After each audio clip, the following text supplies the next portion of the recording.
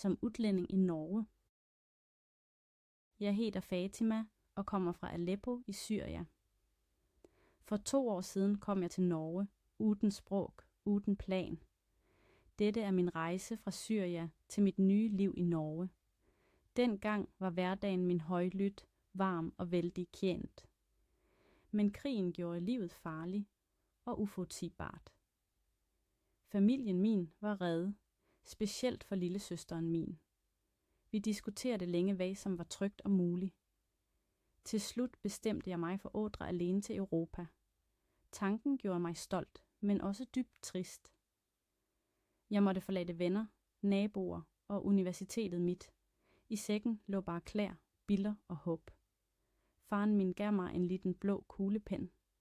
Han sagde, skriv ned hver ny erfaring, så lærer du. Så begyndte jeg en dagbog på den lange rejsen. Først tog jeg bus til Tyrkia. Grænsen var fuld af mennesker, bagage og militær. Jeg følte mig som et blad i vinden. I mange timer ventede jeg på et stempel i passet. Senere overnattede jeg i Istanbul hos venner af tanten min. Byen var fejrerig og højlydt som et marked, men målet mit lå længere vest, bak hav og grænser. Jeg sparede penge til en flybillet til Oslo. Hver dag i Istanbul bragte nye historier fra rejsende. Nogle kom fra Afghanistan, andre fra Eritrea eller Iran. Drømmene deres hørtes ulike ud, men alle søgte fred. Følelsen af fællesskab gav mig mod og energi. Efter 3 måneder holdt jeg endelig billetten min. Afrejsedagen slog hjertet mit raskt som en tromme. Jeg klemte sækken og viskede et stille farvel. Flyturen varede 4 timer og var rolig. Skyene så ud som fjeld af sukker. Ved siden af mig sat en mand fra Jordan. Han snakkede arabisk og lidt norsk. Han sagde, at norsk høres klart ud som glas. Jeg lå og bestemte mig for at øve. Da vi landede, lugtede jeg kald luft og kaffe. Alt virkede ordnet, rent og stille. Et skilt sagde velkommen til Norge på mange sprog. Jeg følte en blanding af glæde og respekt. Ved bagagebåndet ventede jeg længe, men ingen dyttede. Det overraskede mig med det samme. En norsk hjælper viste mig vejen til toget. Han snakkede sagte og smilte venligt. Jeg svarede med mit lille lager af norske ord. Vi lå begge og udtalen min. I det øjeblikket forstod jeg, at tålmodighed er vigtig. Den første natten tilbragte jeg i et ankomstcenter. Mange nationaliteter delte et stort rum. Jeg hørte tyrkisk, farsi, spansk og portugisisk. Fremmede sprog lød som musik i mørket. Jeg skrev i dagbogen, her begynder kapitel 0 i mit nye liv. Jeg lovede mig selv at være åben og nysgerrig. Vejen ville blive hard, men jeg skulle ikke give op. Om morgenen vækkede lyden af kirkeklokker mig. I Syrien hørte jeg ofte bønneropet. 2 lyder, 2 verdener, men begge gav mig ro. Jeg trak pusten dybt og følte nyt mod. Slik begyndte mit første norske kapitel. Under frokosten mødte jeg Samir fra Afghanistan. Han tilbød mig sødt, svart te. Vi sammenlignede arabiske og persiske ord og lå ofte. Deretter mødte jeg Maria fra Spanien, som spillede guitar. Sangen hendes handlede om sol og frihed. Musikken mindede mig om sommerkvælder ved Middelhavet. Jeg kendte både hjemlængsel og glæde. Senere kom en socialarbejder og forklarede vigtige regler. Han lagde vægt på punktlighed, orden og respekt. Jeg nikkede og gjorde notater i dagbogen. Om eftermiddagen fik jeg et bykart og et månedskort. Jeg undrede mig over det tætte nettet af buslinjer. I Aleppo gik få busser, ofte uden fast plan. Her virker hvert minut skrevet og forudsigbart. Kapitel 2. Første sted i den nye byen. Efter 1 uge flyttede jeg til en lille bolig i udkanten af byen. Huset var rent, lyst og lå ved en stille park. Jeg delte et rum med Maria og en kvinde fra Brasil. Hun hed Anna og lå næsten altid. Den glade stemme hendes hjælp mod stille hjemlængsel. Allerede første morgen måtte vi besøge vigtige kontorer. En frivillig ledsager, herr Johansen, hentede os præcist klokken 8. Den grå bilen hans ventede. Motoren gik, men ingen maste. Han forklarede den norske kærligheden til punktlighed. Jeg nikkede og tænkte på kaotiske bustider i Aleppo.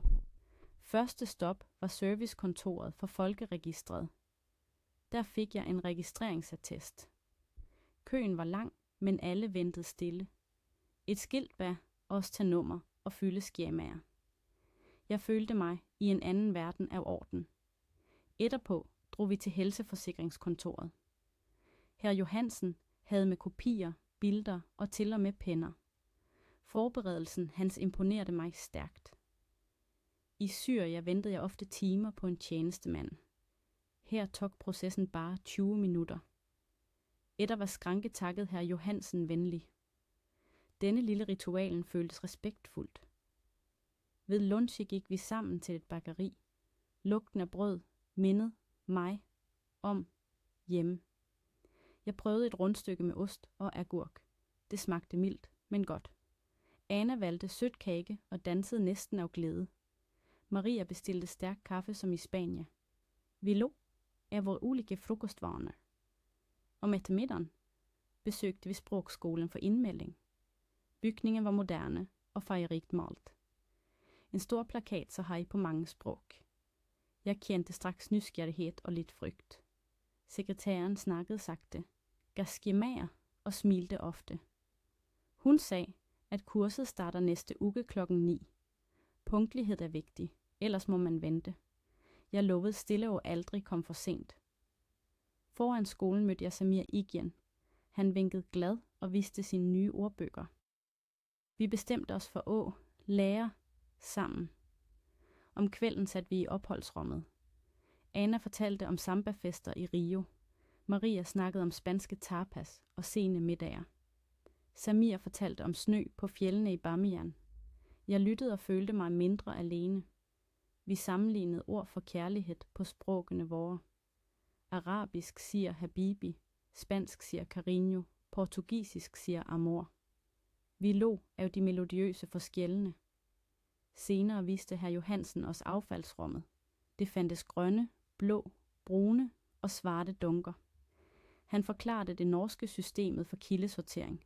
Mataffald, plast, papir og rest må skilles. Jeg undrede mig over nøjagtigheden. Samir spøgte om 15 typer søppel. Alle lå, men vi lovede at følge reglene. Før jeg sov, skrev jeg i dagbogen. I dag lærte jeg 3 nøkkelord. Punktlighed, orden og respekt. De høres harde ud, men giver tryghed.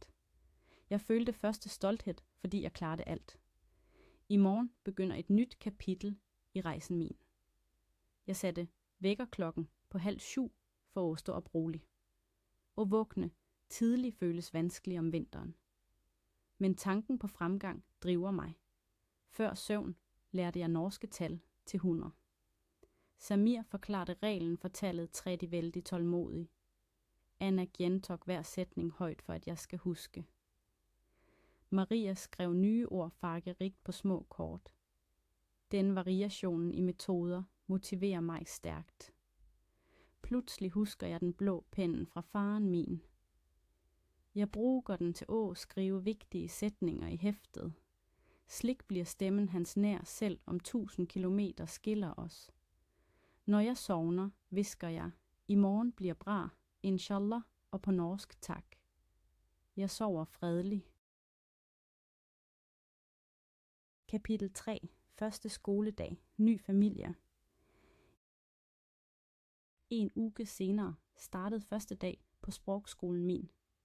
Vinterluften var kald, men hændene mine skalv af spænding. Jeg bar et tykt skjerf og min blå lykkepen. Foran bygningen ventede allerede mange mennesker fra hele verden. Vi smilte til hver andre, selv uden samme sprog. Præcist klokken 9 åbnede en lærer døren. Hun hed fru Nielsen og havde røde, venlige kind. Det rolige blikket hendes gav mig straks tryghed. Inde stod bord i en stor halvcirkel. Hver plads havde et navneskilt og nye skrivehæfter.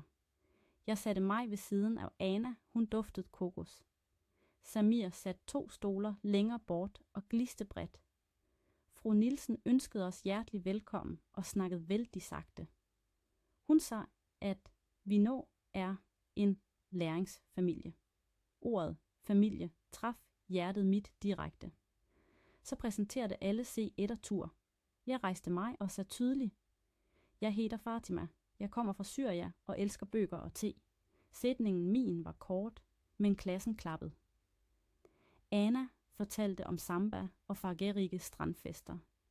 Samir snakkede varmt om afghansk ris med rosiner og guldrøtter. En ung mand fra Tyrkia hed Ømer. Han snakkede allerede bedre norsk og hjalp med ord. En kvinde fra Spanien hed Lucia og dansede flamenco. En stille mand fra Polen hed Marek. Han smilte genert, men blikket hans var varmt.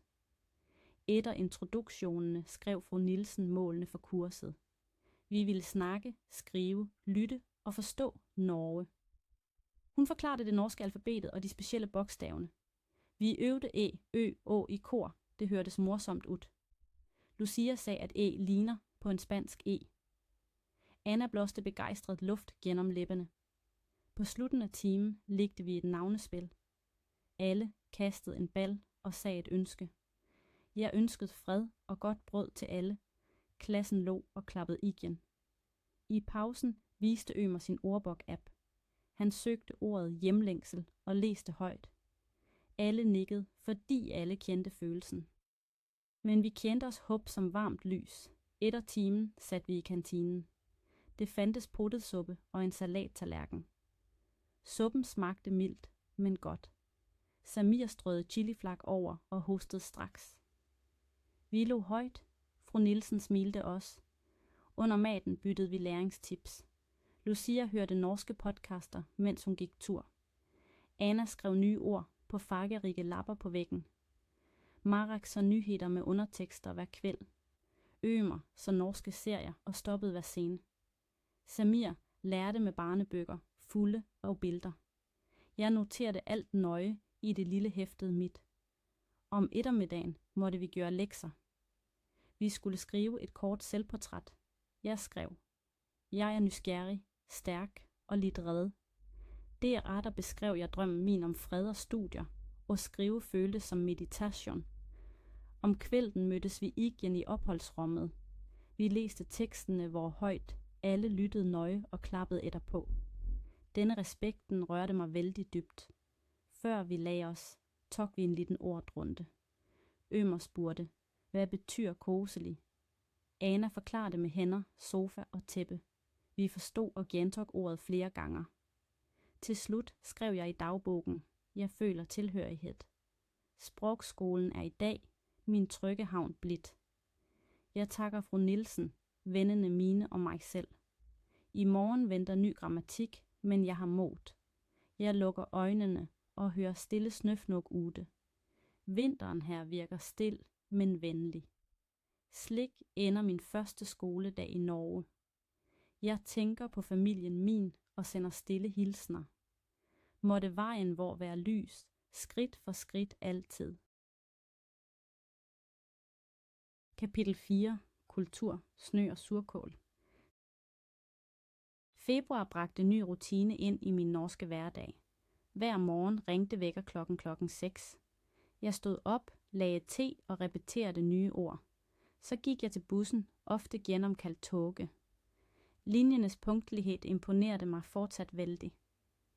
I Syria kom en bus, når den ville. Her viser skærmer det nøjagtige minuttet. Jeg følte mig tryggere, fordi planlægning giver ro. En dag bad fru Nielsen om et lille foredrag om kultur. Hjertet mit bankede, men jeg ville være modig. Jeg valgte temaet gæstfrihed i Syria. Hjemme ønsker vi gæster velkommen med stærk kaffe og sødte dadler. Jeg tog med ægte dadler til klassen. Da vi smagte, lyste mange øjne nysgerrige. Samir fortalte deretter om afghansk teceremoni. Lucia sammenlignede ritualene vore med spansk siesta og tapas. Slik lærte vi kultur med alle sansene. Fru Nielsen roste åbenheden vor og kaldte mangfold en styrke. Efter timen besøgte jeg en bydelsfest i Kulturhuset. En nabo, som hedder fru Solberg, havde inviteret mig. Hun sagde, at integration starter uden for klasserummene. Salen var dekoreret med farverige vimpler og billeder. Et lille kor sang folkeviser om elver og skover. Jeg forstod bare få ord, men kendte varmen. Fru Solberg introducerede mig for mange besøgende. Hun kaldte mig vor nye nabo fra Syria. Folk reagerede venligt, gav håndtryk eller et nik. En ældre herre fortalte på sagte norsk om barndommen efter krigen. Han sagde, at tab og ny start er universelt. Ordene hans gav trøst som et tæppe. Senere smagte jeg surkål med pølse. Smagen var sur, men ikke ubehagelig. Jeg lærte, at i Norge spiser man ofte mættende mat om kvelden. Det overraskede mig, fordi vi foretrækker lettere retter om kvelden. På vej hjem snød det svagt. Snø er fortsat et under for mig. Hver flage mindet om sukker på baklava. Jeg rakte ud hånden og lå højt. Hjemme ventede Anna og Maria med varm chokolade. Vi satte os på gulvet, delte oplevelser og sammenlignede fordommer. Anna troede nordmænd altid er alvorlige, når ved hun humor findes. Maria undrede se over, hvor tidligt folk spiser kveldsmat. Jeg fortalte om mit første kulturschok i supermarkedet. Der pakker kunderne varerne selv vældig raskt. I Aleppo gør ekspeditøren ofte jobben. Jeg følte stress, fordi køen måtte vente. Når øver jeg på at have posene klar. Vi lå af slike små drama.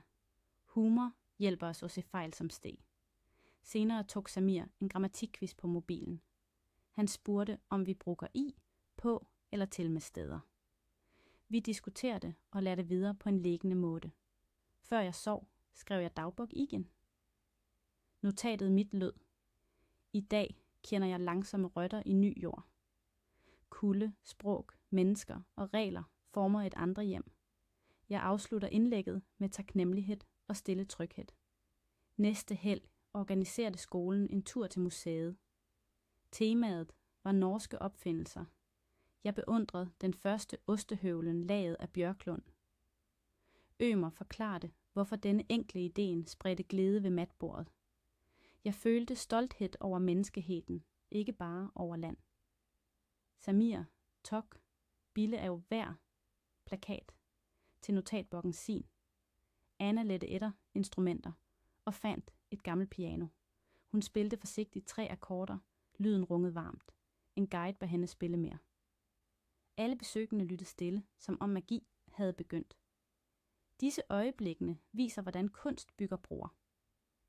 Efter turen drak vi varm suppe på bycaféen. Vi repeterede nye ord. Udstilling, indgang, omvisning, historie. Lucia foreslog at lære en norsk sang hver søndag. Alle sagde ja og valgte sangen Næste sommer af De Lillos. God idé. Kapitel 5. Venskab og fremgang. Mars bragte lys og længere dage i mit norske liv. Jeg mærkede, hvordan humøret voksede med solen. Også norsken min blev bedre, sætning for sætning, fejl for fejl. Fru Nielsen roste udtalen min på æ, ø og å. Komplimentet gav mig ny energi. Jeg bestemte mig for at øve mere uden for timerne. Skolen tilbød et tandemprogram med norske frivillige. Jeg meldte mig på med en gang. 2 dage senere mødte jeg Lea, tandempartneren min. Hun studerer socialt arbejde og elsker planter. Vi mødtes i botanisk hage, fordi alt var grønt der. Lea havde med en termos med urtete. Jeg fortalte om bazarerne i Aleppo og duften af krydder. Hun lyttede nøje og stillede enkle spørgsmål. Slik kunne jeg snakke længe uden frygt for fejl. Lea korrigerede bare venligt, når jeg ønskede det. Efter en time følte jeg mig let som en fugl.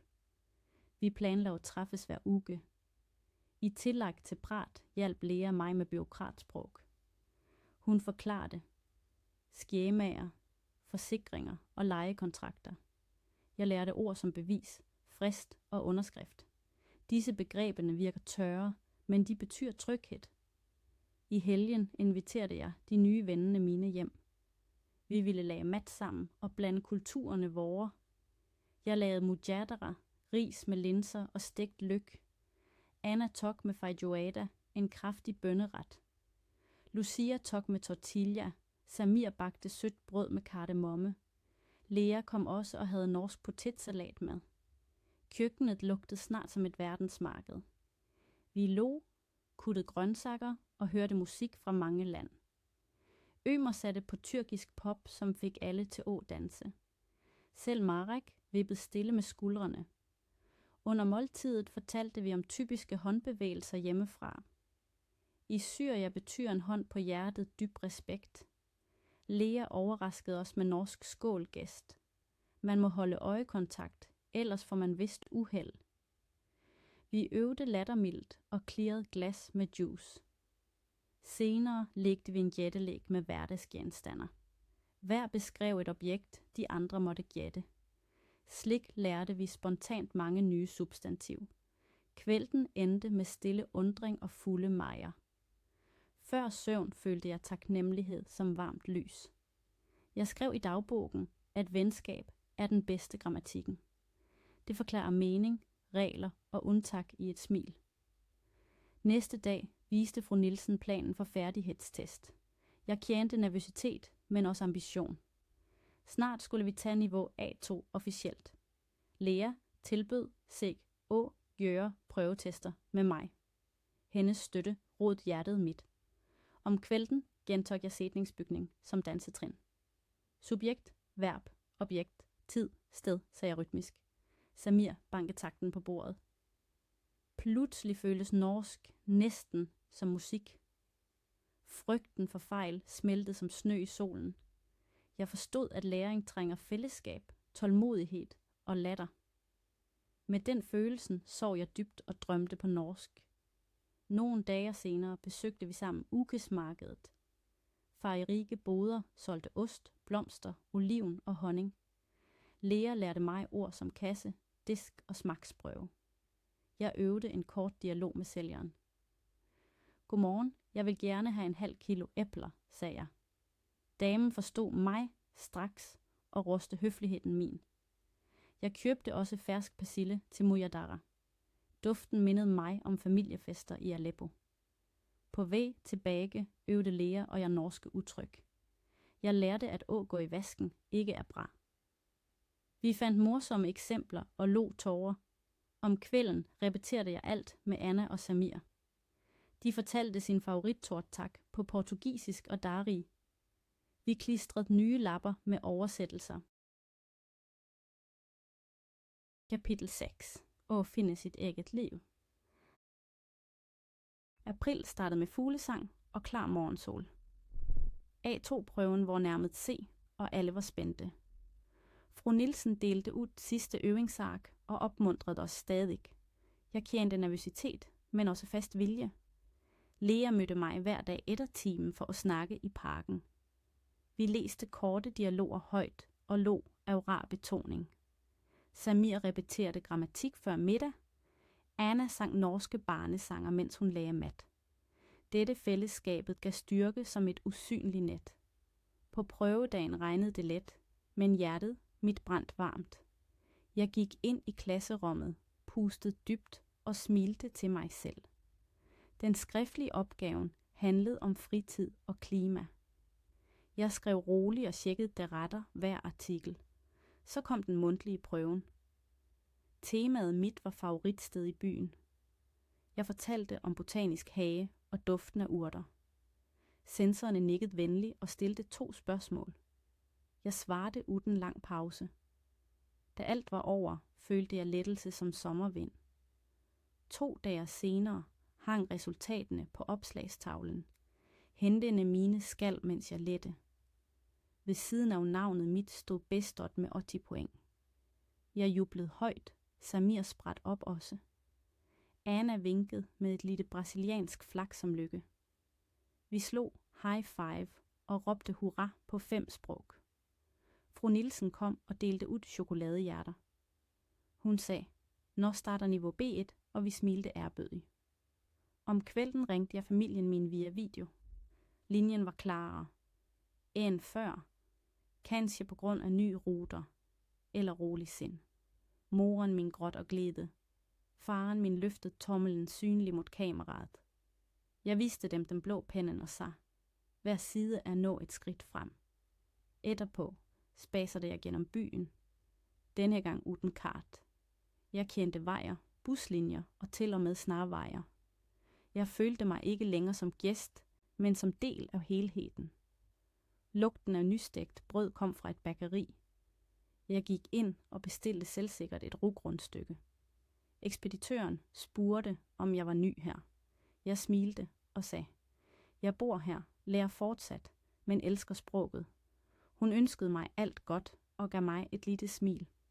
På vej hjem så jeg en plakat med ordet frivillig. Det mindede mig på herr Johansen.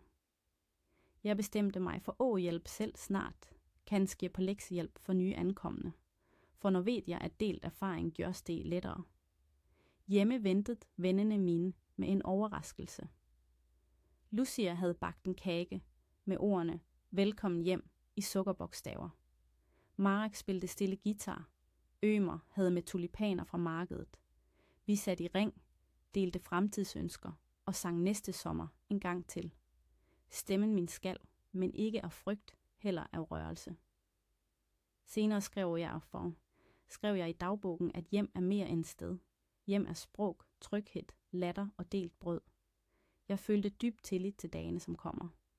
Før jeg slukkede lyset, sagde jeg højt på norsk, tak, liv, jeg er fremme. Så hviskede jeg på arabisk, en stille bøn for fred. Øjnene mine lukkede se, men hjertet forblev vågent og håbefuldt. Rejsen fortsætter, men nu går jeg ret, stærk og ikke længere alene. Norge føles større end kart, fordi venskab åbner hver grænse. Jeg ved, morgendagen bringer nye ord, nye vejer, men jeg frygter ingenting. For jeg har lært at spørge, tage imod hjælp og dele mod. Med denne tanken sovner jeg, og den nye dagen venter tålmodig ved vinduet. Han hvisker velkommen, Fatima, du er hjemme. God nat.